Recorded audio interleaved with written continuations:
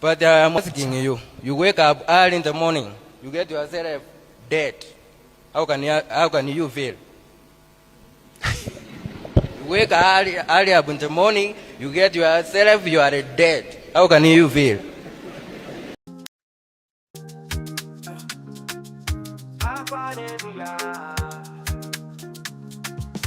It's Friday night, let the laughter rise. And then you meet you, we'll cover the lies. Mazi is okay, the voice that connects. Serious talk with humor that reflects. Exploring news behind every line. Friday hangout, where the stories unfold. Go dive deep, let the truth be told. From laughter to lessons, we learn and we play. Change media, we light up your Friday.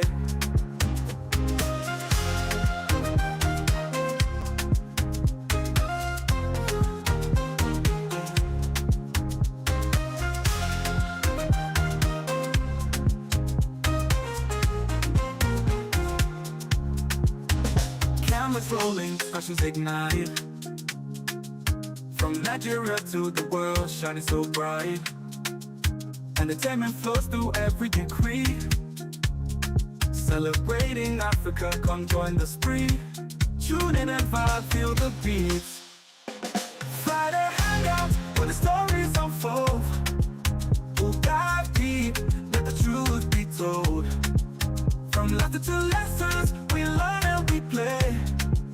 Change media, we light up your Friday. Join in and vibe, let's make a fuss. On Ginger Media, it's just us.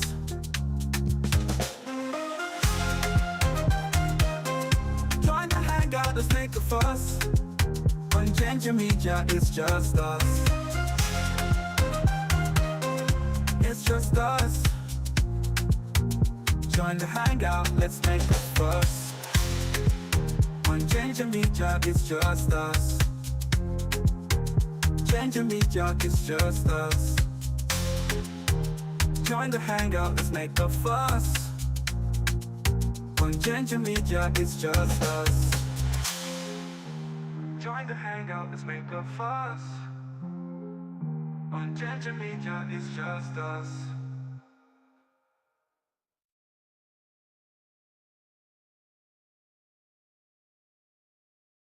It's showtime. Good evening, everyone. My name is Mazes, okay? And welcome to this Friday Hangout with myself.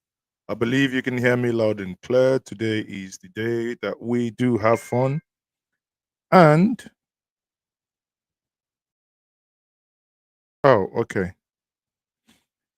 I just got a notification. So, welcome once more. My name is Mazes, okay? Today is the day we do have fun. And when we do have fun, we want to make it as interactive as we can. Therefore, join me as we start this evening hangout with Mazes, okay, in a lighter mode. I hope, as usual, you have something to drink. While we go to Benin and we say, our governor, can you tell us what is in your... The Edo State 2025 appropriation bill of 605 billion 76 million 76. Let me take it again. 506 billion 605 billion, sorry, 776 billion. Sorry. It's confusing me. I know it's confusing you. You are not the only one that is confused, because in your party, when they ask you to come for debate, what you normally say is that those who are going to debate with you are going to steal your idea. I'm not lying. Your head had the following. I don't want to sit here and reveal all my strategy. Well, Asari Dokubo, that's your friend. What have you got to say? Would I too much? Now, calm down, Asari. I haven't said anything. We haven't even started. You're already shouting. Come on. I said, if Ahmed Bola Tinubu fails, hold me responsible. Nobody's talking about him failing or him succeeding. We haven't even called you a liar, right? Or When my 7-year-old grandson called me and said, Grandpa, tell me the truth. Why did they call you Liar Mohammed? Jesus Christ, why do they call you liar, Mohammed? Who called you liar? We haven't even said anything, right? But he's already confusing. He's already confusing everybody. He's already confusing everybody. That some of us can, but some of us are now speechless. We can't even obviously. Today, I want to declare without whatever we want to do, we can declare without equivocation. I don't know. But even at that, right? Let's know who can tell us whether what we are doing is right or wrong. Okay? So that, We reduce the purchasing power of the people. you see, when they told us this, that they were going to reduce our purchasing power, we thought they were joking. Even when they told us we are going to ABC Nigeria from top to bottom. we thought it's not possible now. It's not possible. How can they move us from top to bottom like that? Now so would they do. Now so now they do for yeah. But anyway, no matter what, let's get the ball rolling. We're going to be starting on a very, very, very, very, very, very, very, very, very, very crucial thing. That is the tenure of the IGP, the Inspector General of Police. Because Omoyele Sowore, on his way to the Lagos airport, was stopped by men whom he accused that they were on illegal duties, and they tried stopping him. And he said no, he wasn't going to stop. The police invited him, threatened to arrest him. Sowore said, well, I'm going to come to your office. And on getting into the office, obviously the police said, we are not going to arrest you, but we are going to eventually taken to court, and the court said surety will be provided, level 17, civil service, drop your passport, whatever not. At some point you have to give it to Sowore because he knows how to get under their skin, knowing that the way it is, he is, they say in the words of Odumeje, he's like a tete fly in their sukrutum. But as it is, no matter how we look at it, something interesting is happening. To give meat to this, let's quickly get into the Arise TV, and we will see what they are, what they had to discuss in the, the morning show today. I can tell you actually that in all that has happened, if you ask me, I think that Sowore is good, that he actually engages in the manner that he engages.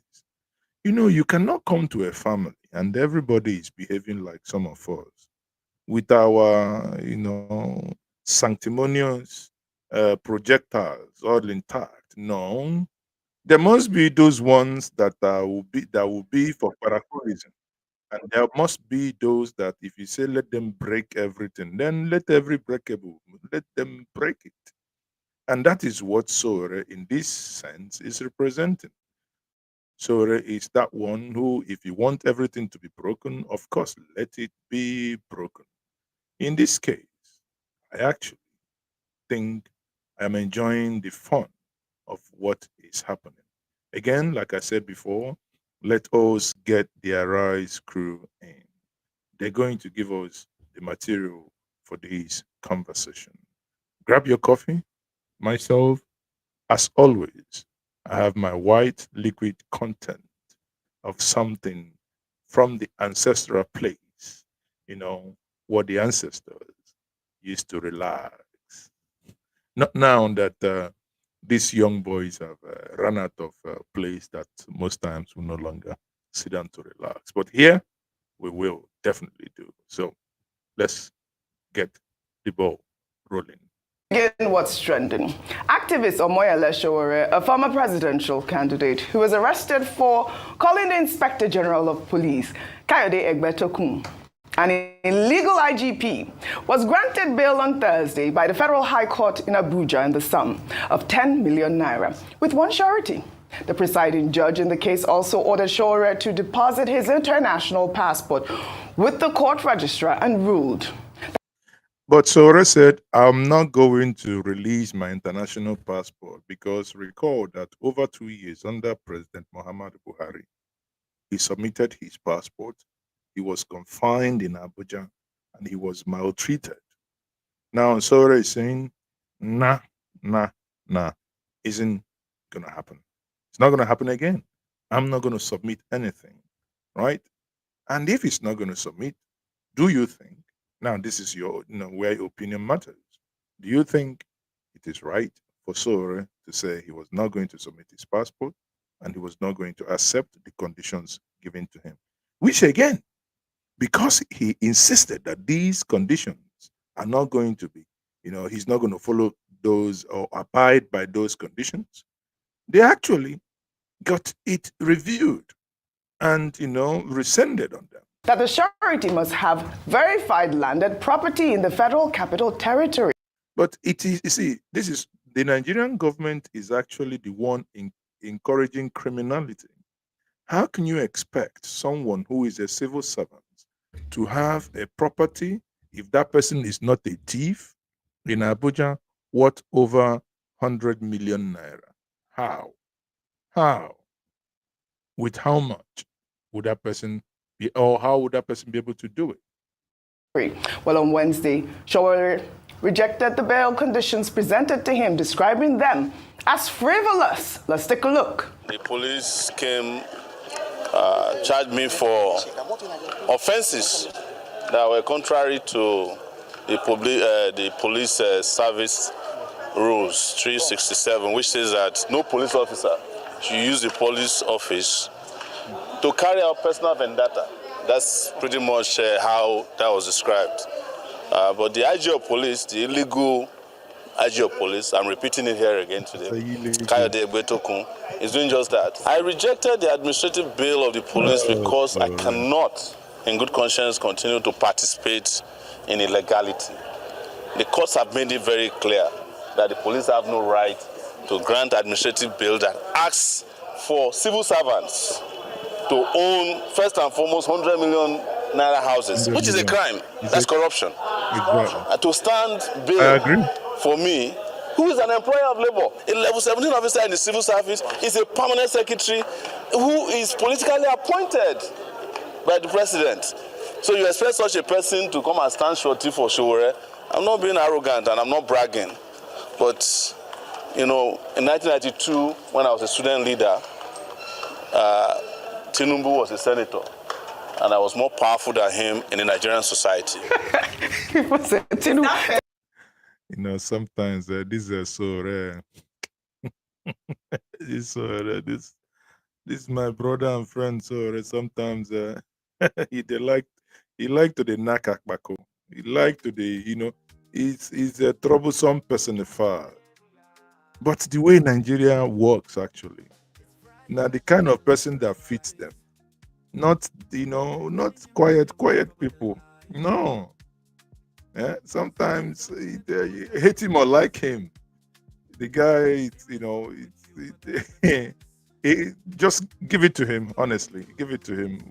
However you look at it, give it to him. Tinubu has suffered. Why? Somebody said, what has Tinubu got to do with this one? He's dragging Tinubu at all times. But obviously, this whole conversation has sparked a debate online. I believe that, the AGF has maintained that the IGP is legal because his tenure was extended. But obviously, people will question this sort of detention tactics by this administration especially. We have taken a lot of stories on what's trending regarding just people's comments. He said IGP is illegal, now he's in detention, he has to, bring out 10 million naira. You see, the funny thing about Nigeria, for a moment, let me play this card.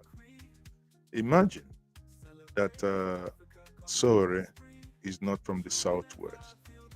For one moment, this conversation would have taken an ethnic dimension. You see? And I like the fact that the person doing this is also a Yoruba man. That it will help us to stick to issues. Because it would have been, if you turn the table, you may hear people argue, oh, why are they doing this? Why are they prosecuting him? Is it because he's from this area? Is it because he's from the other area? Let the Rafa fight continue, and let whoever that has sounder argument, let the person win.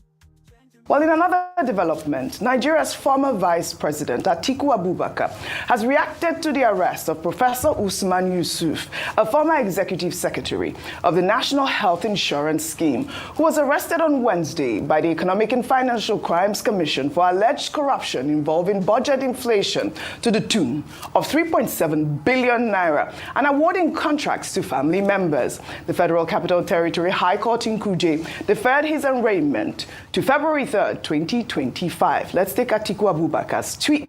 Atiku wrote, when I made the clarion call that Tinubu and the APC were devoting their energies to the systematic harassment, intimidation, and dismantling of the opposition, all in service of their grand design for a one-party autocracy, I became the target of vicious attacks. The arrest and baseless persecution of Omoyele Sowore is the latest chapter in this unrelenting campaign. Now they have seen fit to add Professor Usman Yusuf, an outspoken critic of this administration, into their grim roster.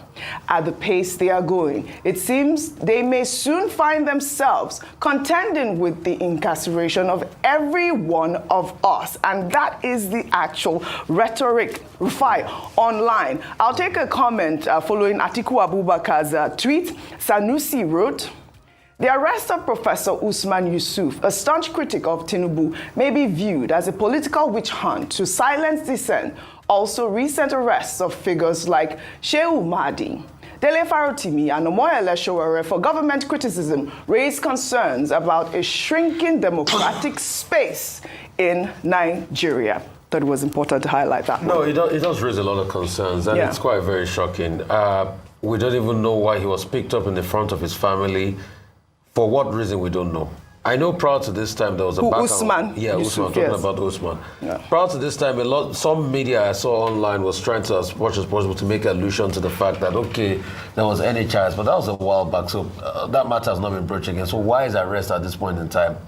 Also, the case of, Mahdi Shehu, they said because he posted a video that is not true. As the police, and I repeat, as security agencies not said or posted things that are untrue in this country?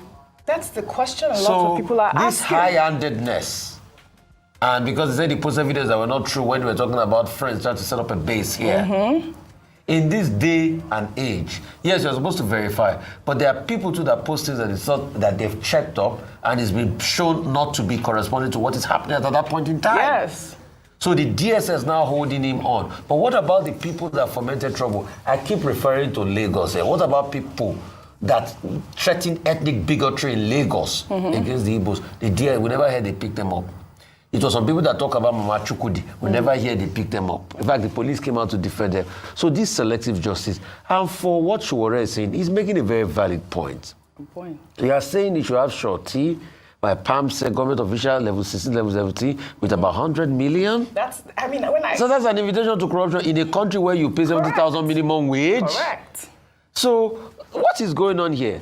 And concerning also the points of the IG, I think what I'm just saying is, I'm not saying they've not put in the law, they've not fashioned the law in such a way that he can use full tenure of 4 years. But there are also civil service laws that a lot of people expect that once you push up the ladder, other people will come after you. So, and like I asked today, if the IG in good conscience is saying, okay, my tenure is 4 years, if he was in the shoes of the DIGs now, that they think they will naturally fall in line, lots of Frank Oban, a couple of other DIGs, yes, and he saw this, he's seen because of tenure elongation is never going to be IG, how would he feel? It's just a question of conscience I'm asking. Yeah. How would he personally himself feel? Yeah. And this is the bone of contention. Although the police forces, the police spokesmen have come out to clarify that his tenure has been elongated. Yes. We've taken that. Correct. But how will he feel if he's been put in that position? Correct. That's just what I'm asking. Correct. Dr. Bati, Ayo made the point yesterday about the overhaul of the Cybercrime Act. Only yesterday, we took the story of Charles, and Muyiwa Adejobi had said something about, it's because Charles accused the IG of budget padding. And the comment Rufai made about, have people not lied? People in public office, have they not lied? And have they not posted these things online? Oji, the people in government have not only lied, the people in government have deliberately deceived the Nigerian people. The people in government has deliberately put things that we know that they are false, right? So it's not about, I don't know how to put it. They've even committed more crime than those that are not in government. When we look at it, for instance, let me just quickly pull up this video from Professor Usman. Actually, for those who may no longer recall, is the individual that normally attacks the APC-led government. Again, one thing I say, not only one government, people must be consistent. But however you look at it, recall here one of those times that he made powerful statements to the establishment. Listen to this. At the same time as Nasru El-Rufai and Sheikh Gumi, we were in Zaria together in 1976. We didn't have flyovers. Leaders of that time invested in us. That's why I'm able to come to this studio and talk to you in big English. They invested in us. These were leaders we still pray for. Leaders of today, they don't have human investment. What they invest in is flyovers and tarmac. Do not invest in people. Out of school children, 20 million out of school children. 80 million of them are up across over the Niger. Us here. The Minister of Education himself, Adamu, said he's not proud of being the longest serving education minister because he's not been able to reduce that. So you have poverty, you have out of school children, you do not invest in poverty.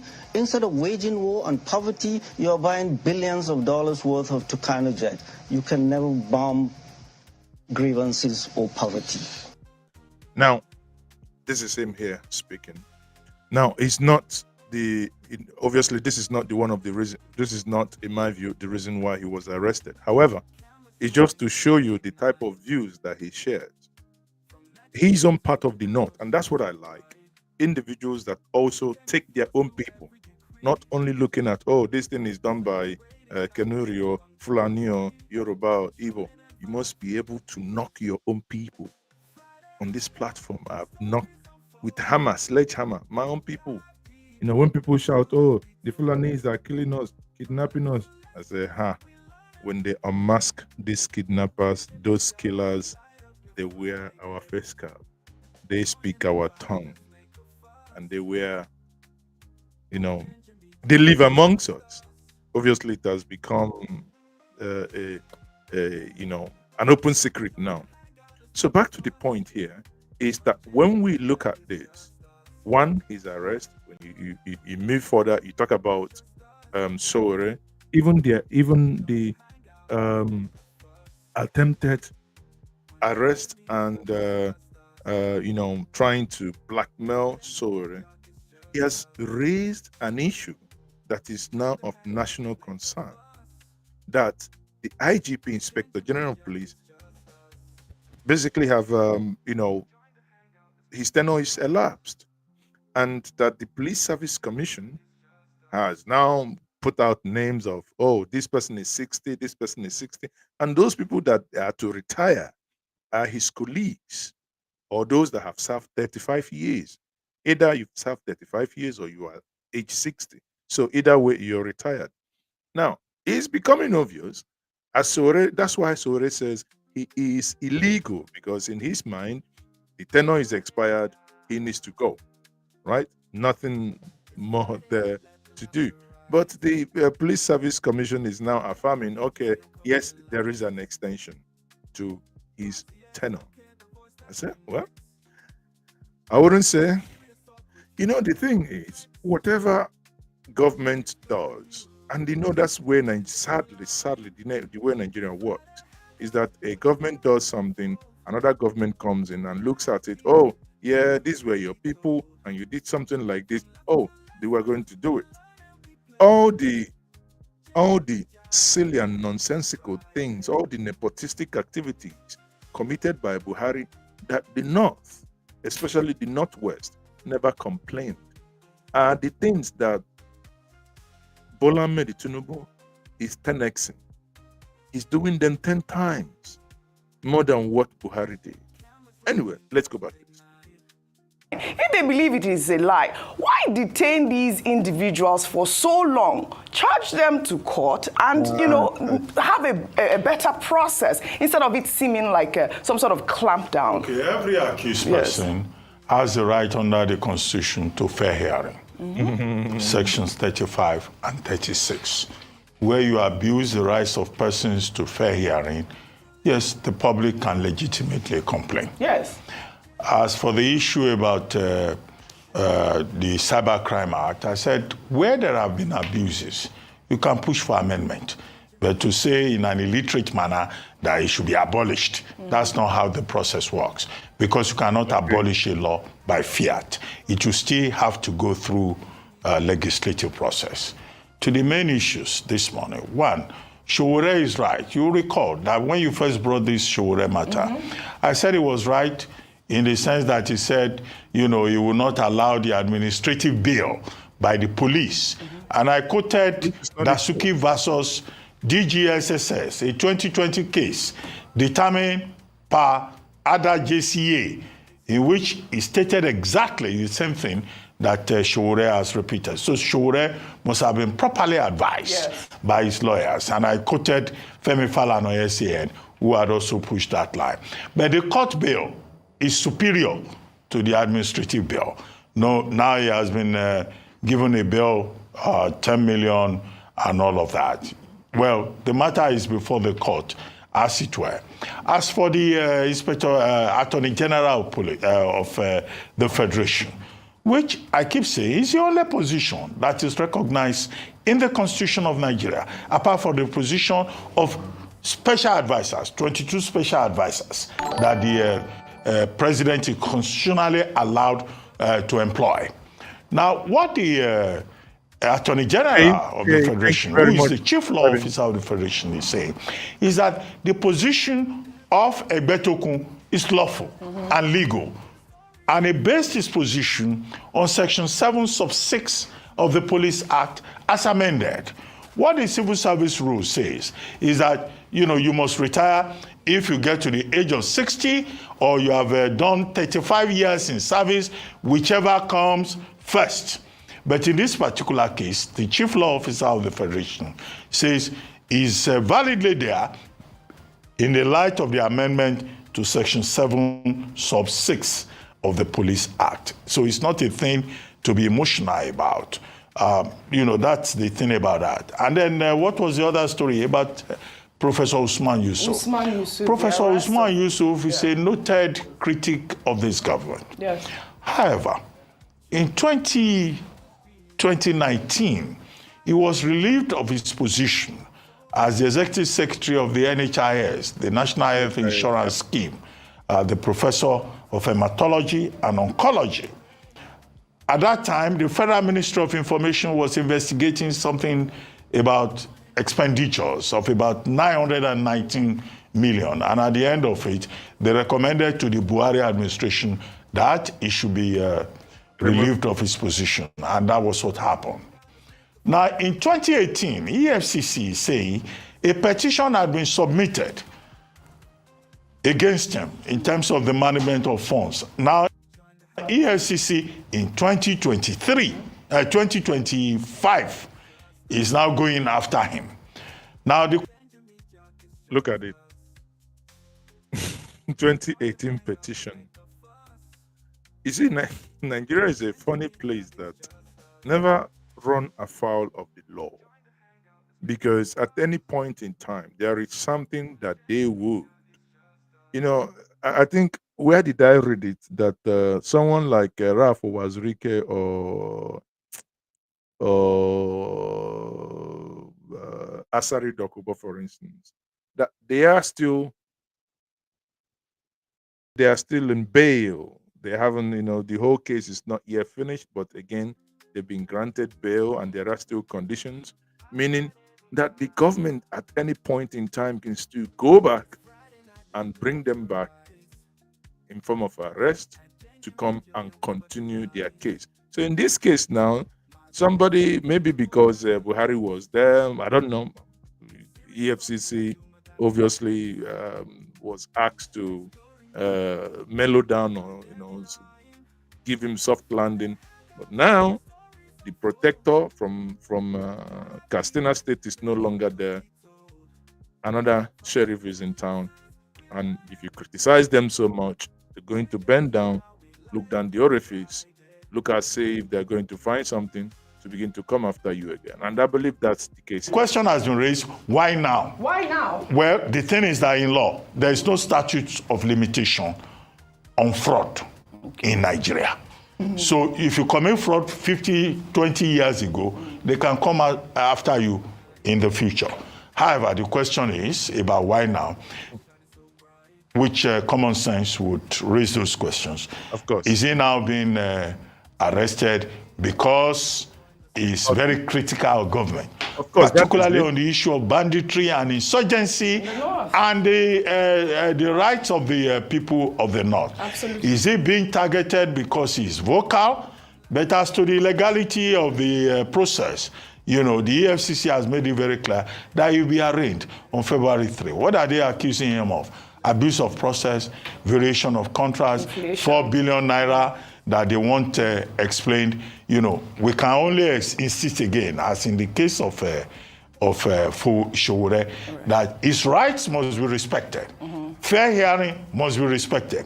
And if he's taken to court, all his rights must be respected. He must be given the opportunity to defend himself. Right. As for Atiku Abubakar, saying this is persecution, harassment of Sowore and Professor Yusuf, what do you expect the Waziri Adamawa to say?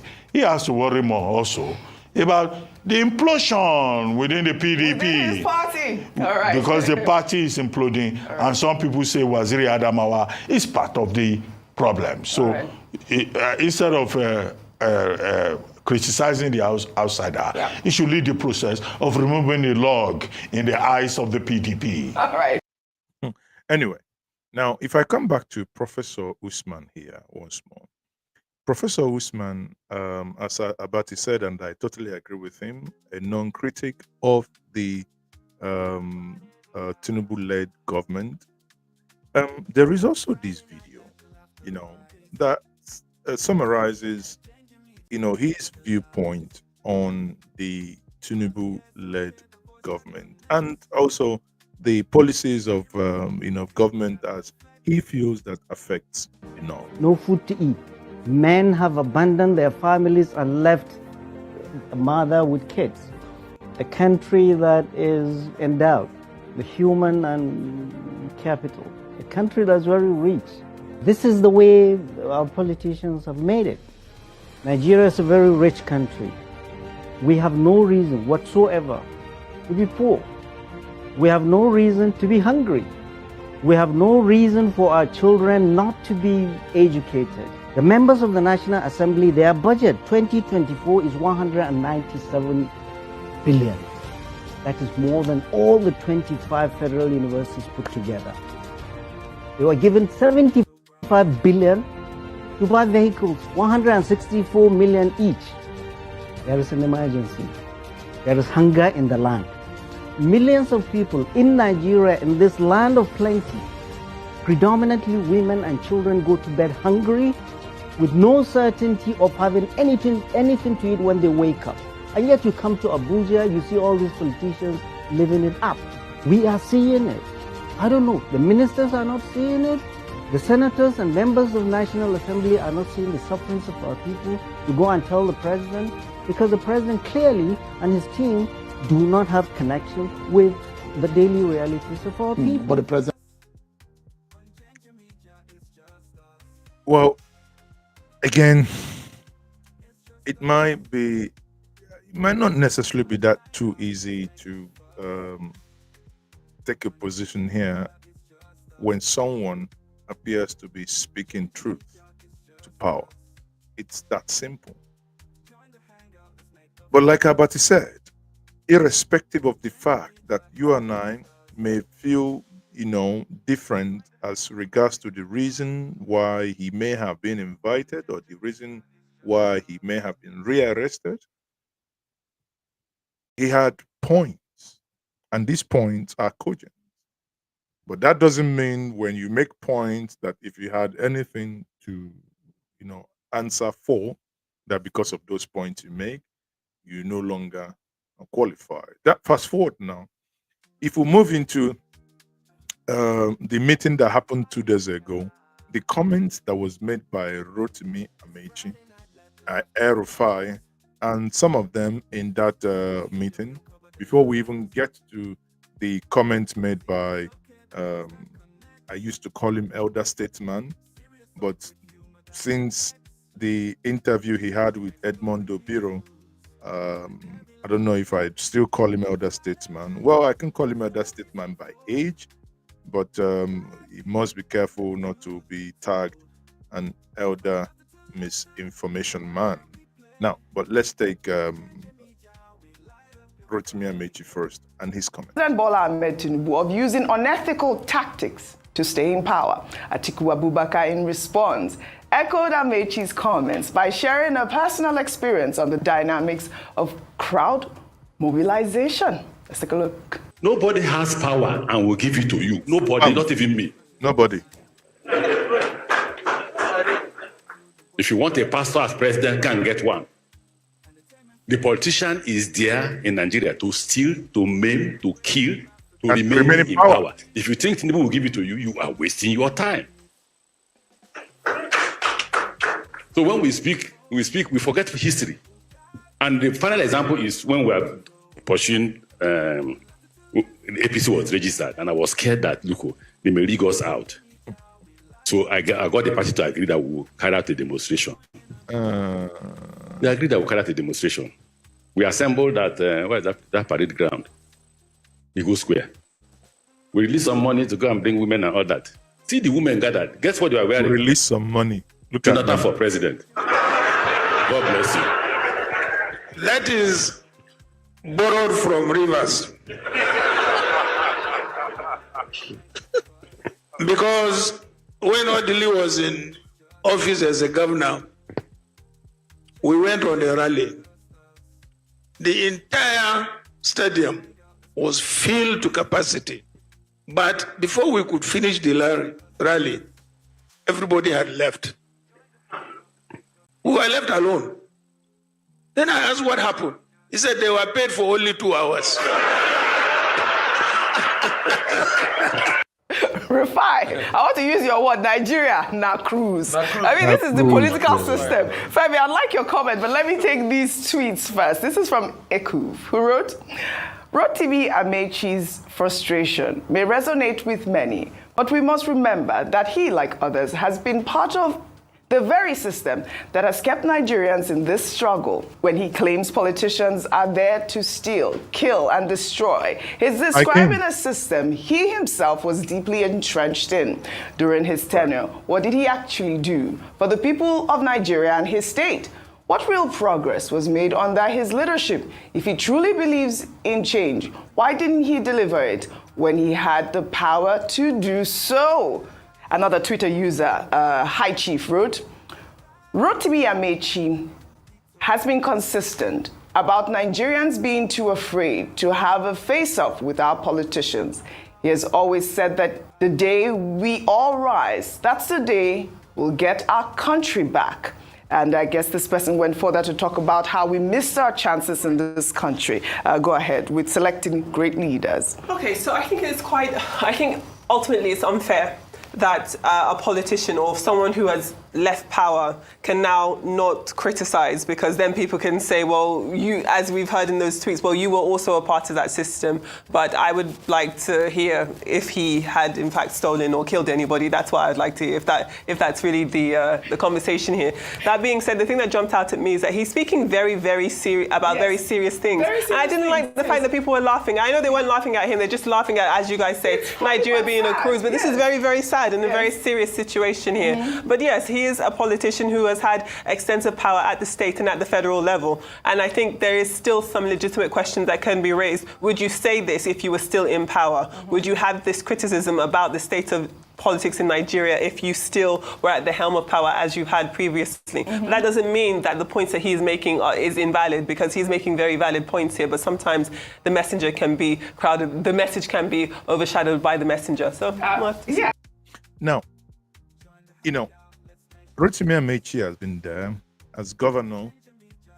He had one of the, what's it called, light rail, overhead light rail by a Canadian company, abandoned. If you still go to Port Harcourt today, you will see those things. My greatest issue with Rotimi Amechi was his inability to build the eastern Port Harcourt Medugri rail line. Port Harcourt Medugri rail line. He was unable to rehabilitate it. During the time of Goodluck Jonathan, they did PDP whitewash, you know, and at least some train, you can still train, went through Port Harcourt to Mahia, and I think at some point there was a court at Uvutu, I think, and eventually the court was fixed and it got to Enugu, and that was it. The train never moved from Enugu not to Makurdi, and that's something that ought to have gotten to Medugri. What about Taraba? What about Wokari? You know, these are axes that for 8 years Amechi controlled the super ministry. I mean, it appears we forget. Recall when Buhari came in. Buhari gave Amechi and Fashola super ministries. There was no Minister of Aviation.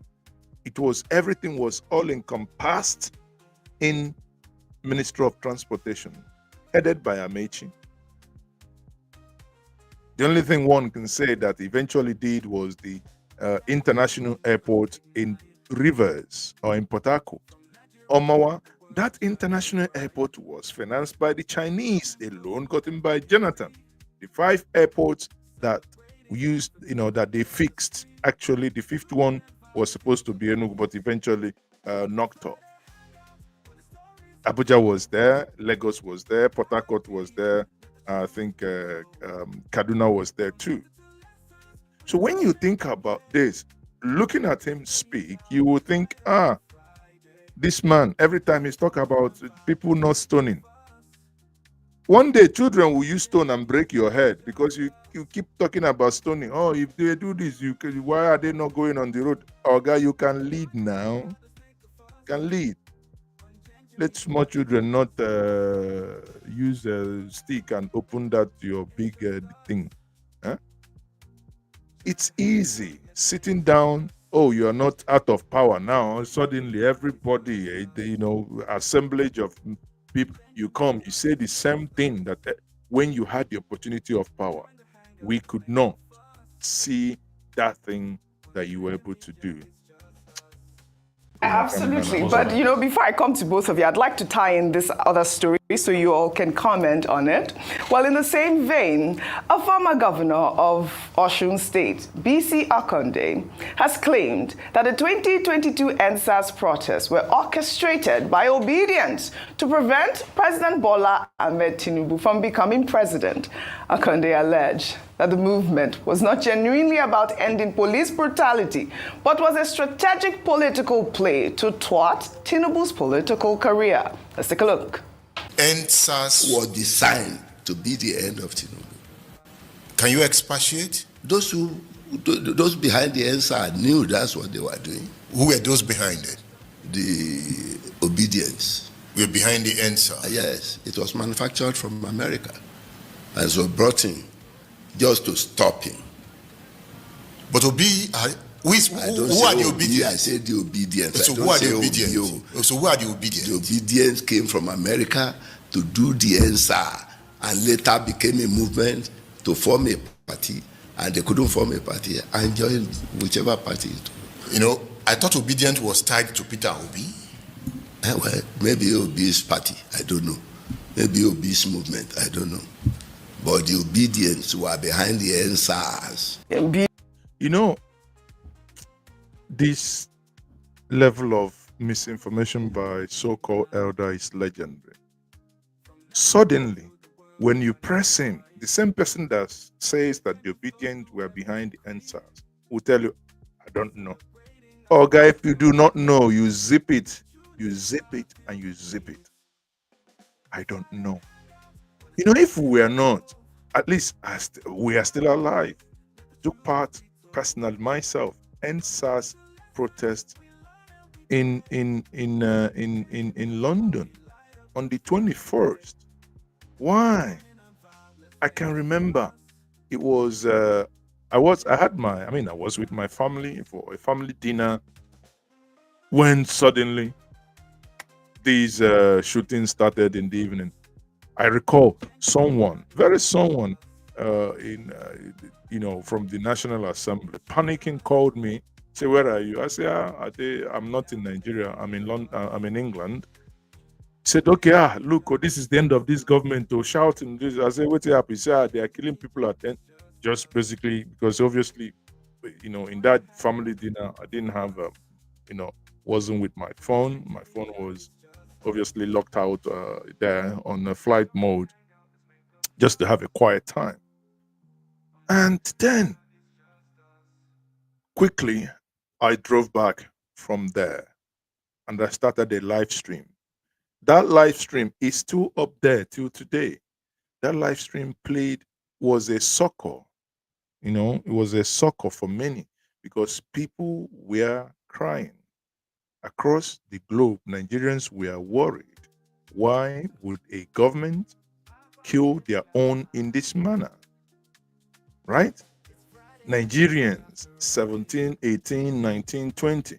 These are young Nigerians being abused on a daily basis by SARS. At some point said enough is enough. The only thing American in that whole thing is that Jack Dorsey, who was then the CEO of Twitter, now X, gave Nigeria that symbol. That's all. That's all. And now they want to tell us, according to Chief Zebuda Okoligonwobo, in our own very before, they want to change the narrative. No, sir. We will not be alive to allow you people nearing your departure lounge to change the narrative, and not even to change the narrative into falsehood. This was one of those protests in London. Then, if you understand, in this protest, I was there. Even Professor Imafidon was here. Many people.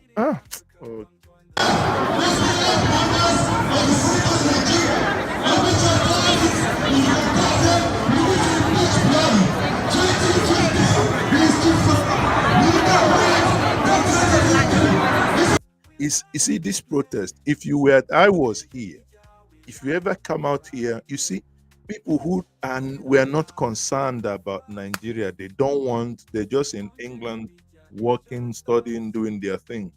But when everybody watched DJ Switch streaming live, Nigerians using penknife to extract bullets live, and later we had lying machine, Liar Mohammed, and the government telling us, oh, that these things were edited. And I'm like, who in the hell edits Instagram live stream the way I am now without any playback videos?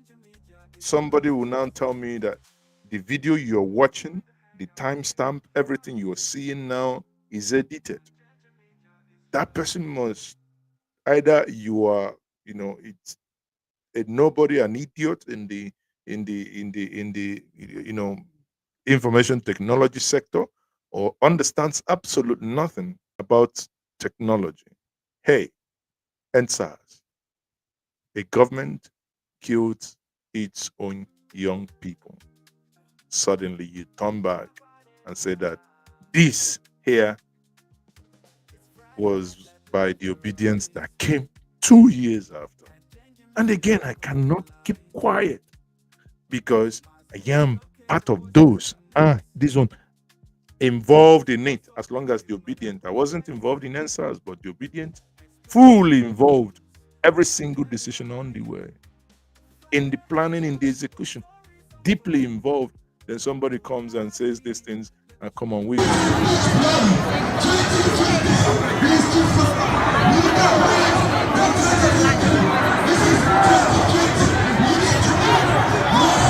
Anyway, it's really, really, really. I mean, I must say, this is really, really, really a tragedy.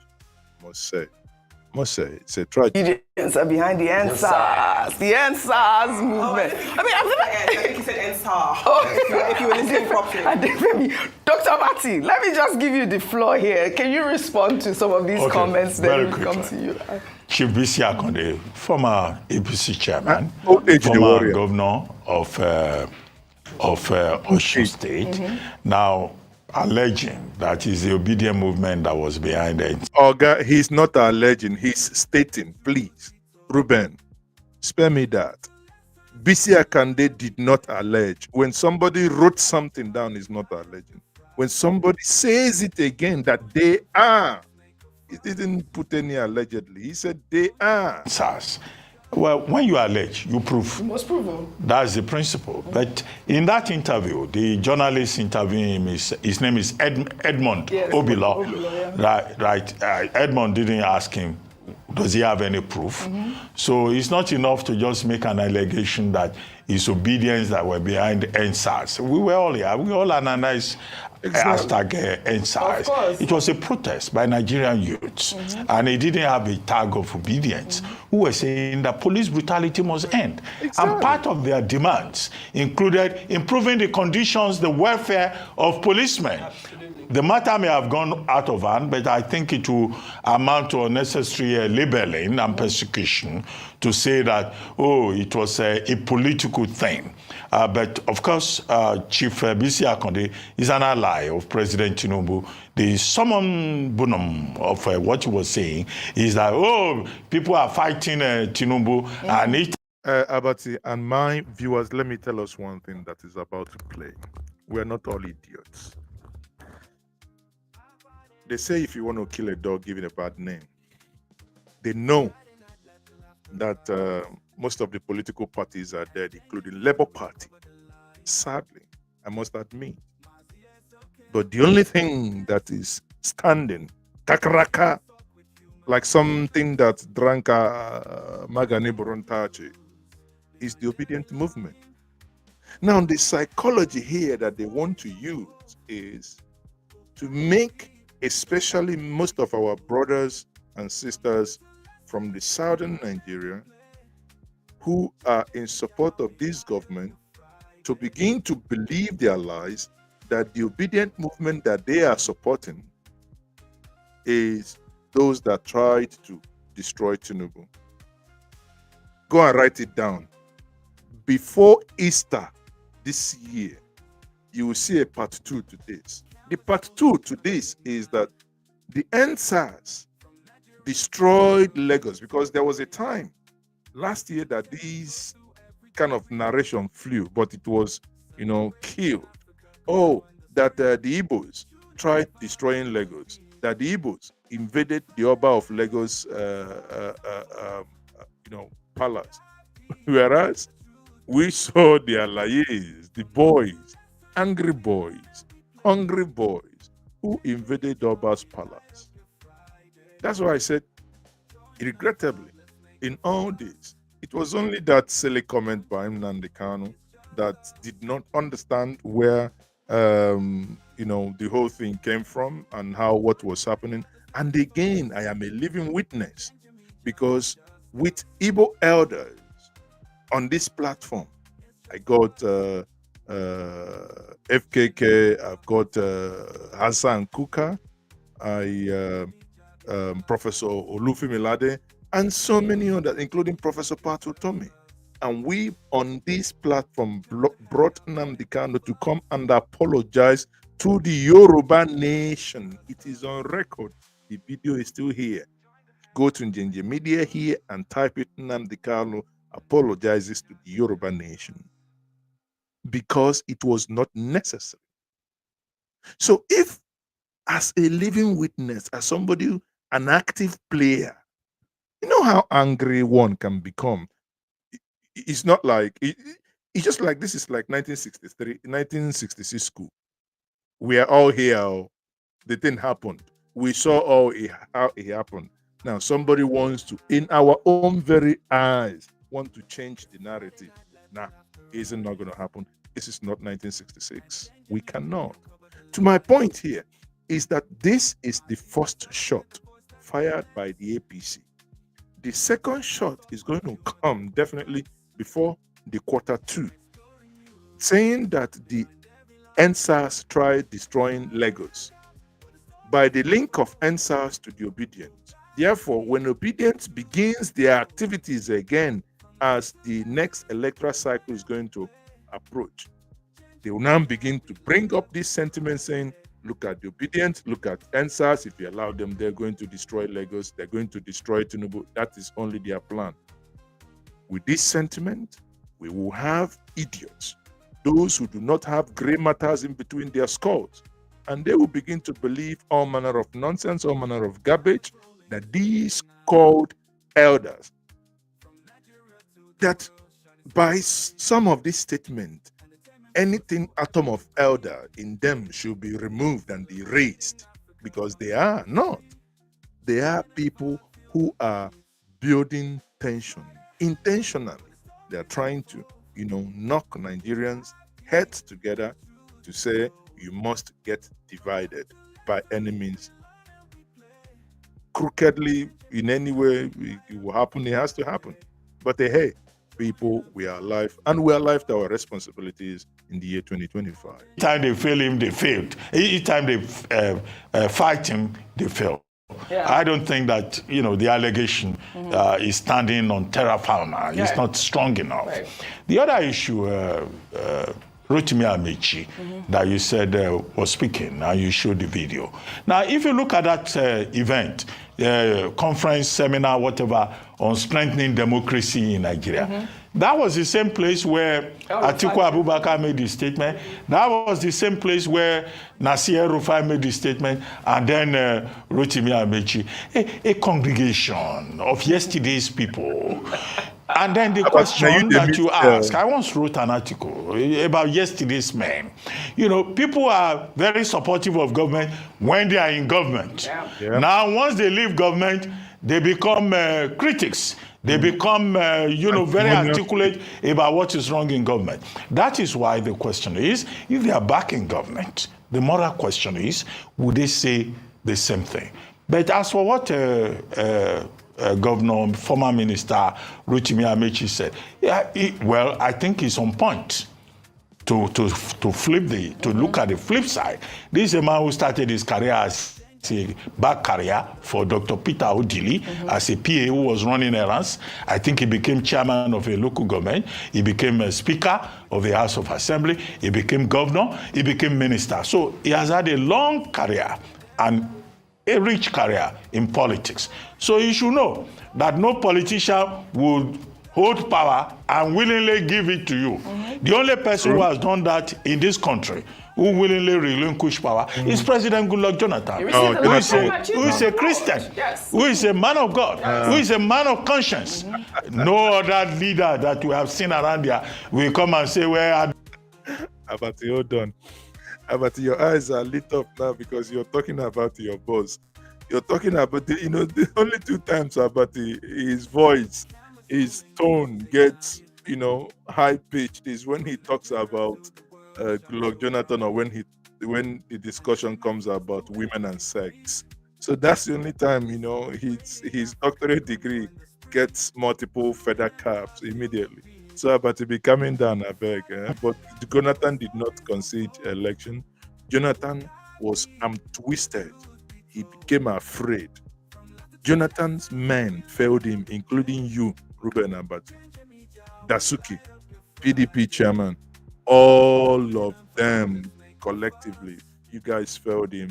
And he felt there was no need. So he didn't give power of his own volition. He was very, very afraid that the things that happened in Ivory Coast will not happen to him, that they will just come and bundle him and take him to prison. So let's not rewrite history too here. I don't want you to shed blood. Come and take power from me. Definitely, in politics, it's about strategy. Right. The man with the better strategy wins. It's not everybody that will come and say, oh, if the people have spoken, I will give you power. I agree with him. I don't think President Tinubu and his strategies will fold their arms and say, Atiku wants power, let us give it to him. Peter Obi wants power, let us allow him. No, it's only people who still believe in Christian values, like President Jonathan, who do that. All right. Rufy, on fire. Start with the story. President Jonathan didn't willingly give up power. They beat him in an election, Tian Square. They beat him. They beat him. They beat him. They beat him in an election. So let's not say, what did he willingly give up power? He didn't try. Didn't the PDP try to suppress opposition through that time? Because we don't want to tell all the stories here, Dr. Abati. I beg, let's just leave that one. Table shaker. Yeah, I will shake the table, you know me. He was beaten. He tried everything. It didn't work. But he didn't rig the election. The vote he got to go. Should we start, Dr. Abati? Please, don't shake this table. You overshake it. You know me. For the shake table. So real quickly. Let me saving half. Really quickly. As we're saying, as regards what Amechi said, like you said rightly, Dr. Abati, the truth is all politicians play this trick. Yes. Sure. It's all a trick. Yes. Current President Tinubu, sometimes if I want to enjoy myself in the afternoon and I'm less busy, I go and read President Tinubu's old tweets. You will see the way he was talking there. This government is bad. They can't fix security. It's the work of the commander-in-chief to fix security. Today, President Tinubu can't do all the things he said in his tweets. So Mr. Amechi too is saying all of this because he's no longer in power. You see, it's always sweet when they are not in power. Just like Mr. El-Rufai was saying yesterday. But when they are in power, it's a different ballgame entirely. But I think the part that I always lose here is the part of what is in it for Nigerians. We feel that politicians cannot completely do the bidding of Nigerians except we have a strong citizenship class that forces them to be accountable, which the media, civil society, and other parameters must rise up and do their work. So we must call on the people to do what is right. Yes. Secondly, as regards Baba Akande knows what he's doing, with due respect. What he's doing is called revisionism. And it's a deliberate attempt to gaslight people. Since the day EndSars happened, we've had many people that are deliberately gaslighting people to change the story of EndSars. God bless you. You remember how some people say from nobody died to one person died, to we hearing stories of mass burial, to them telling us that no, that mass burial is not from a Lekki toll gate, it's from other parts of Lagos when it happened. And so there's been a constant attempt, and that's why we must stick to the truth. He also said many things, Oji. He said, with due respect, he said, all of you that are crying that you've been power in Nigeria is because you are lazy. That's what he said. With due respect, Baba Akande, that's not true. The economy is bad. People are suffering. He said, oh, I will put 1 seed of corn into the ground. You give me 1,000 seed in 3 months. In that 3 months, Baba Akande, what will people be eating? Is it air? He said, even Edmond Obilo, my friend and my former colleague, he said, you should come and take tomato in his farm in Elao or go and planting everything. So, Baba Akande, with due respect, is it that tomato that all of us suffering and hungry Nigerians are going to eat? Right. Baba Akande, Tinubu is your man, but let's try to state the truth at all times. Bagam, I will add, if we had searched him in that studio, we would find some remnants of coin that came from either the Aso Villa or the house in Body.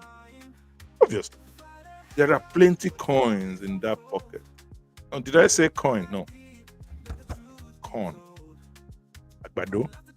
There are plenty agbados in that pocket.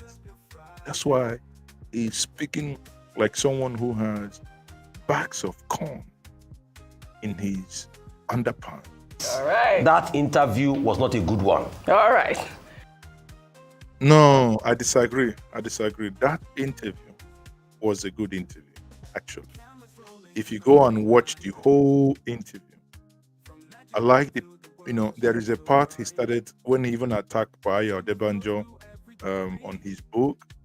As a student of history, I love what Edmond Obilo does. I love his act of interview. It was a fantastic interview, aside the places I disagreed, the places he lied outrightly. But on the killing of Bola Ige, he made fantastic points, and he stated it that even then he was a governor, though not the governor of Oyo then, that the state killed Bola Ige, incontrovertible fact to date. And he even asked Ladoja should be asked why he withdrew that case, even when Abraham Adesina instituted that case.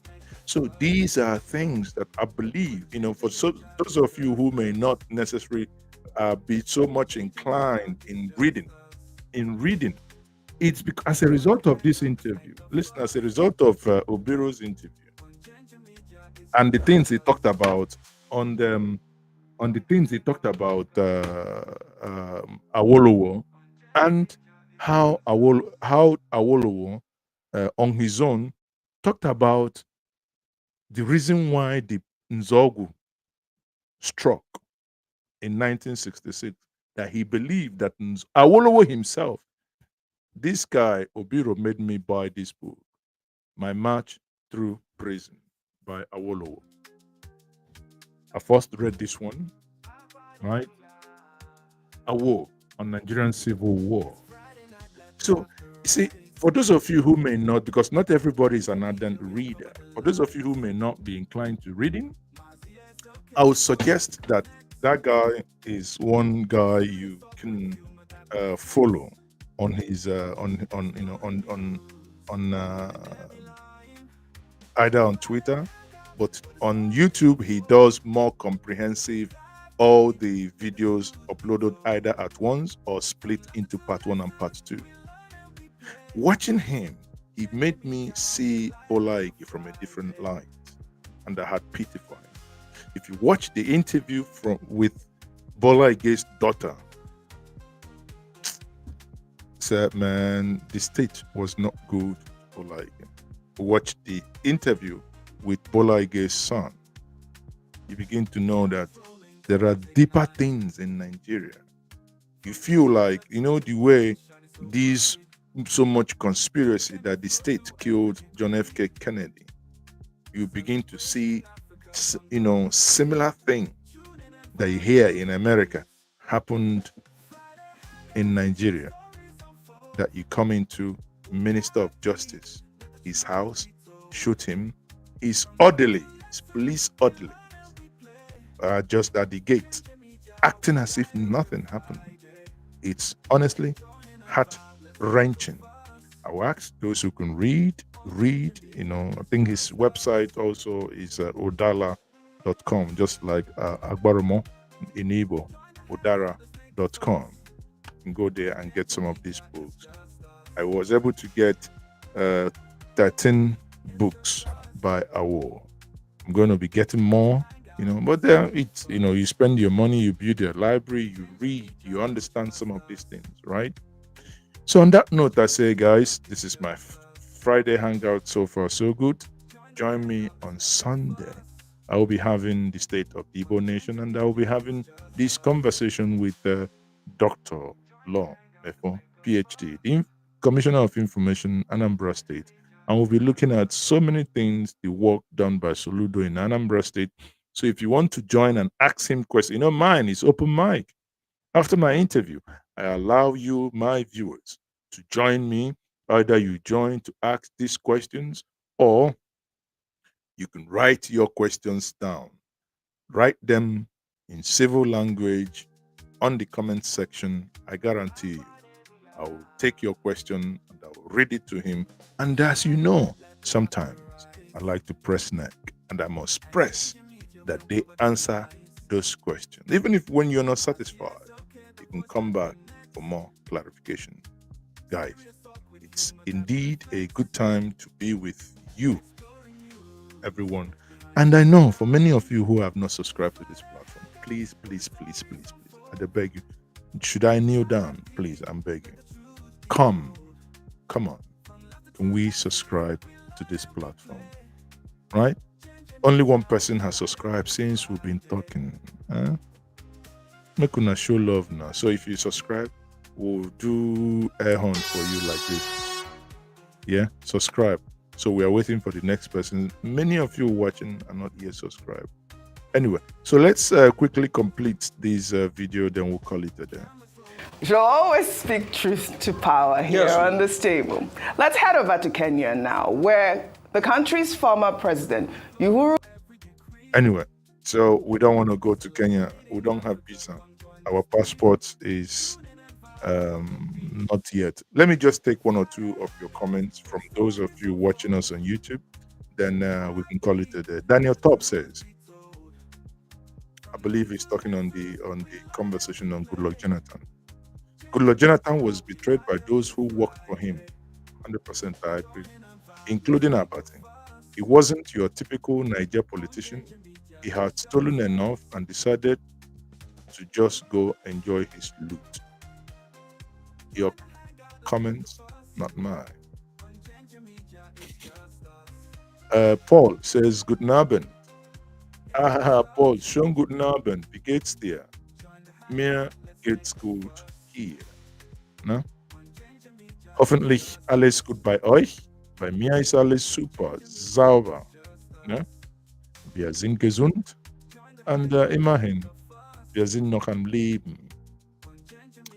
So, Owa Osakwe says, I say it all the time, it's not every elder that deserves to be respected, and this clown is one of them.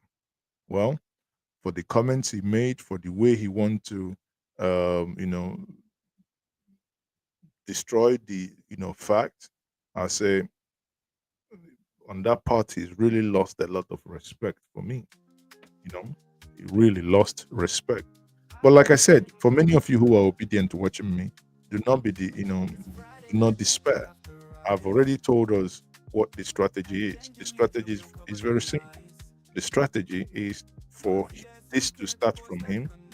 If no pushback comes, they're going to go into the next stage, and that next stage is to begin to amplify the link, create a link between EndSars, the destruction in Lagos, then try to tie it back to the Obedience, so that, for instance, when the Obedience wants to start mobilization and start doing road work the way we did in 2022 and 2023, then you have attacks by the state, by Agberu, by all manner of forces, that this should not happen. Oh, the Obedient, you see, they are the ones that destroyed Lagos, so they are coming again to destroy Lagos. That is where all this madness from elders is heading to.